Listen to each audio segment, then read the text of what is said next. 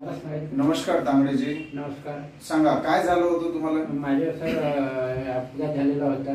अपघात झाल्यानंतर हात पुरा लूज झालेला होता. त्याच्यानंतर मी घरच्या व्यक्तींना बोलावून सोनेरी भूषण पाटील साहेबांकडे गेले. त्यांनी माझे एक्सरे काढले. रक्त गुठलेलं आहे म्हणजे. त्यांनी 3 दिवसांना रेस्ट घ्यायची सांगितली. त्याच्यानंतर पुन्हा बोलावल्यानंतर त्यांना पुन्हा दाखवल्यानंतर त्यांना 10 दिवसाची फिजिओथेरपी करायला सांगितली. आता 10 दिवस फिजिओथेरपी केल्यानंतर माझा हात व्यवस्थित काम करत आहे. काही प्रॉब्लेम येत नाही आणि हात पूर्णपणे वाकत आहे. हाताची सुजन पूर्ण उतरलेली आहे. आता पूर्ण काम करून आता माझे पूर्ण फिजिओथेरपी क्लिअर झाल्यानंतर आता मी देवासन आपल्या कामावर व्यवस्थित काम करत आहे. छान. आता समाधान झालेलं आहे. तेवढं माझ्या फिजिओथेरपी करून माझे समाधान पूर्ण झालेलं आहे. हातावरची सुजन वगैरे पूर्ण संपलेली आहे ना?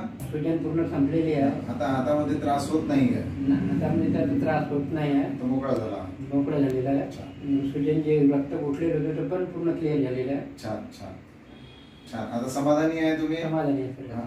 म्हणजे फिजिओथेरपीमुळे तुमचं फास्ट जागेवर आलं, नाहीतर मग पूर्ण हात सुजून कडक झालेला होता. तो कडक झाला होता. मी सेवाग्रामला पण गेलो होतो. सेवाग्रामला गेल्यानंतर त्यांनी एक्सरे काढले. एक्सरे म्हणजे तुमच्या काहीच नाही आम्ही. त्याच्यानंतर त्यांनी प्लास्टर सांगितलं. आम्ही ते काय प्लास्टर केलं नाही आणि सिटी स्कॅन पण करायला सांगितले होते, पण सिटी स्कॅन पण केलेलं नाही.